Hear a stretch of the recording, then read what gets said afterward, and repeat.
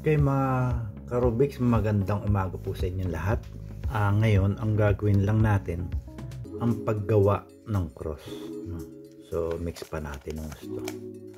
Ayan. No? Pero alam nyo ba mga Karubiks, no? Kahit paanong mix ang gawin natin sa ating Rubik's Cube, mabubuo natin yan eh. Kasi may proseso eh. Hindi kasi tayo pwedeng lumagpas doon ng ganon lang. Yung bang halimbawa ay ganito, no? Patalastas muna tayo. Halimbawa yung mga ganyan, no?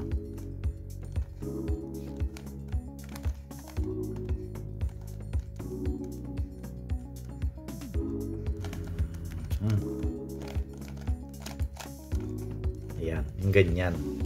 Buuin mo lang siya, buo na, no? So hindi ganun eh. Hindi ganun. Kasi unang-una, paano mo maipe-pair duty yan? Na binuo mo lang yung puti. Hindi eh, di ba? Ayun, yung dalawa, buo. Pwede naman yan, ganun. Yan. Oh, di ba, nabuo na. Eh, paano yung corners? Hindi siya buo. Kaya hindi ganun ang pagbuo ng ano. Nung una, ganun lang. Di ginagawa ko mga Karubiks eh. Mahirap pala. Hindi po pwedeng kahit na nga pair yung ano mo ano white paste halimbawa, pati yan susunod mong kulay ito, hindi po ganon. mahirap ewan ko lang hindi ko pa nasusubukan yun, no? Tingin ko mahirap eh.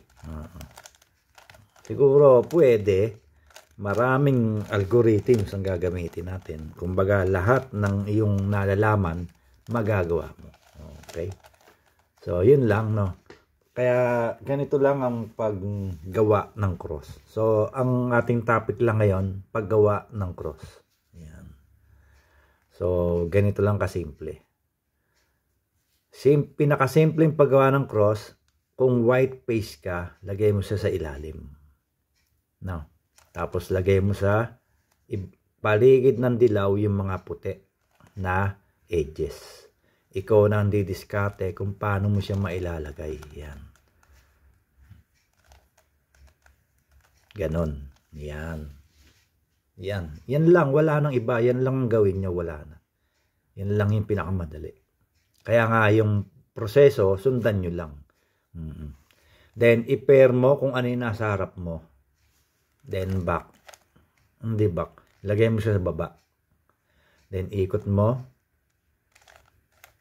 Kung naka-pair na, lucky ka din, lagay mo sa ilalim. Kung hindi, hanapin mo lang, no? Lagay mo sa ilalim. At pati yung blue. Ayan. Ayan. Cross ang tawag diyan. Na nakamatch dun sa mga kulay niya. Kung ano man yung kulay sa mga second layer.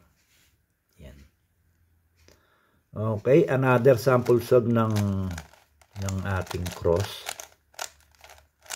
Halimbawa, ang sample naman ay ganito. Ito, nasa taas na. At kahit hindi naka-pair yan, halimbawa, nandyan yung pagkakamix no, ganyan. Di, tapat mo lang. Tapat mo lang ganun.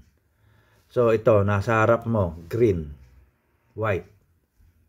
Asan yung green? Ito. Di, ito yung slot niya. Di ba? Ayan yung slot niya. So, yung white paste nakaharap sa'yo, lagay mo to doon. No. Taas mong ganun. Then, i-check mo kung tama. Balik mo uli. Ayan, no. Okay. Pwede mong ikot ang cube. Ito naman, blue. Diba, opposite ng green, blue. So, ito yung slot niya. Ayan. So, tapat mo lang sa kanyang ganun. Iikot mong ganun yun eh. Then, back. Check. Tama. Orange naman, ganun mo lang sa'yo. Yun namang slot niya, iharap mo sa kanyang ganyan para malaya na siyang ma-pair doon. O mailagay. Then back. Yan. Di ba? Kaya madali lang eh. No? Okay. So, ito yung pinaka-basic. Ang number 1 pinakamadali, gawa ka ng daisy. Yun yung pinakamadali. Ito naman rekta na to, pero hindi pa naman dahil pinapakita natin kung tama yung kung nakaganyan eh. Tama. Ayun, kine-check natin, no. Ito naman yung isa. Yung hindi ka na aalis doon sa pwesto, basta alam mo lang yung mga kulay. Pero hindi ko pa ganong ginagawa yun, no. Kasi nga, karamihan kong tinuturo, mga tutorial, para pag marunong na kayo na lang kasi ang gagawa kung paano mapapabilis. Kasi ako, hindi ko na kayang mabilis pa, no. Ayun. Okay, kung ganito yung pagkakamix naman, no, mga ka-Rubik's, no. Ayan. So, observe sa 2, 3, nandiyan sila.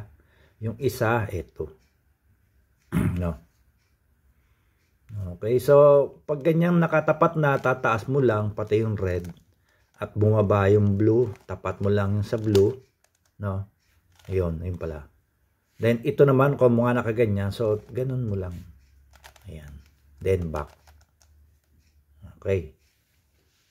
Oh, yun. Ganun. Then, mix uli natin. Ayan. Yung isa na lang, no? Ayan. Ayan. Papahaba ito ng... Kaya kasama sa pagmix yan eh. So, mag-white cross ulit tayo sa ilalim natin sila, guys. Yan, ganyan.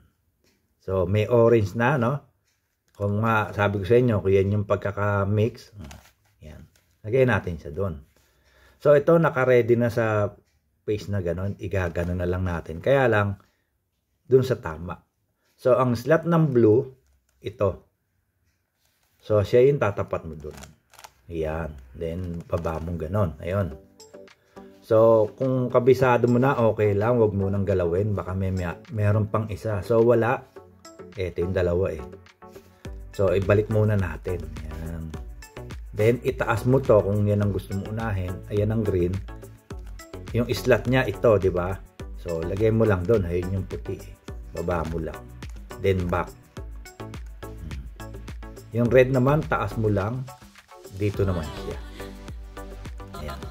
Then, back. Check mo ngayon kung tama. Ayan. Ang white natin ginawa, naka-direct na tayo sa ilalim, no? Yung kanina, yung una, daisy, tapos tatapat mo sa kulay. Bali, 4 yung ginawa natin, di ba? Kumbaga, mga technique yon kung saan kayo mapapadali ng paggawa ng cross. Okay? So, yun lang muna, no? Obserbahan nyo lang yung mga ginagawa nyo. Kung ayaw nyo naman doon sa aquan, doon kayo sa pinaka-basic, daisy, tapat nyo sa kanya-kanyang mga kulay. Yun yung pinakamadali. No? So, ito ay gagawin kong part 1, part 2, part 3. No? Okay, mga ka-Rubik's, maraming po salamat.